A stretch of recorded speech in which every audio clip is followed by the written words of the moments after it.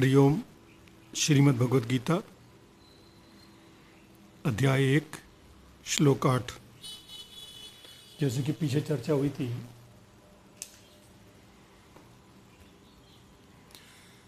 अब एक में दोनों ओर के शूरवीरों की ही परिचय चल रहे हैं। यहाँ शुरुआत में द्रोणाचार्य दिया जा रहा है।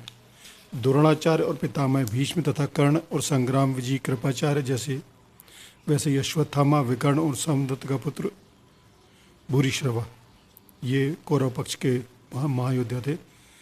द्रोणाचार्य महर्षि भारद्वाज के पुत्र थे। इन्होंने अग्निवेश से और श्री परशुराम जी से शस्त्र विद्या प्राप्त की थी। ये वेद वेदांग के ज्ञाता, महान तपस्वी, धनुर्वेद तथा शास्त्र विद्या के बहुत बड़े ज्ञाता और युद्ध कला में एक्सपर्ट थे।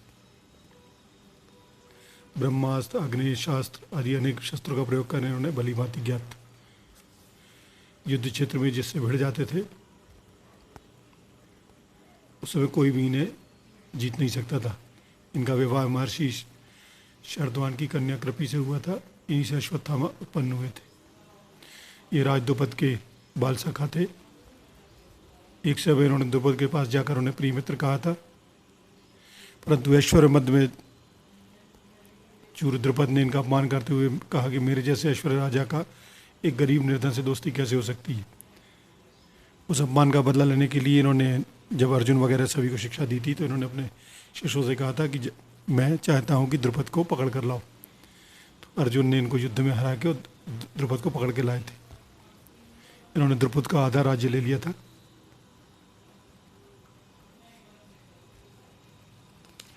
अब आती बात भीष्म की। भीष्म राजा शांतनु के पुत्र थे। भागीरथी गंगा से इनका जन्म हुआ था। ये देव नामक नवम वसु के अवतार थे। इन्होंने सत्यवती के साथ का विवाह करवाने सत्यवती के पिता को ये वचन दिया था कि मैं आजीवन विवाह नहीं करूंगा और इनके राज्य की रक्षा करूंगा।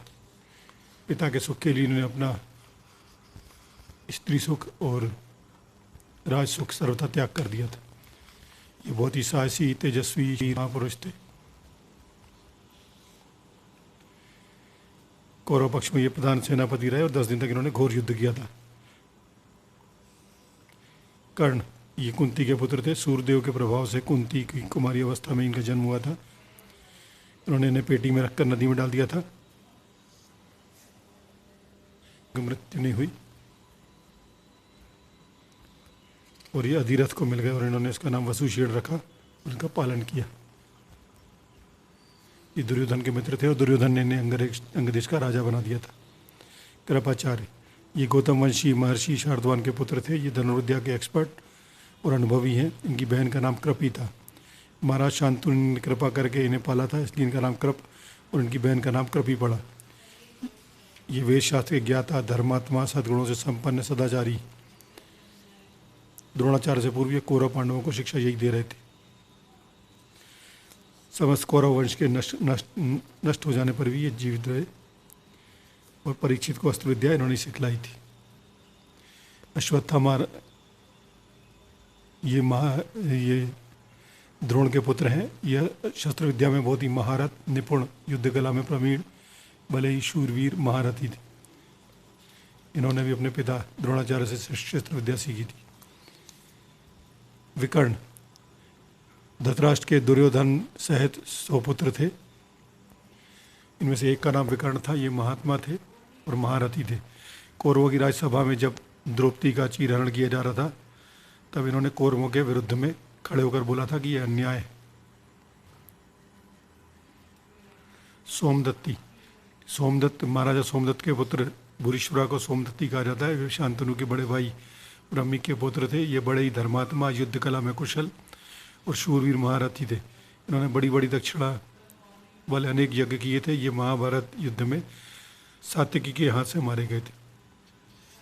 इस तरह 8वें श्लोक में बड़े बड़े योद्धाओं के परिचय दिए गए। हरिओम।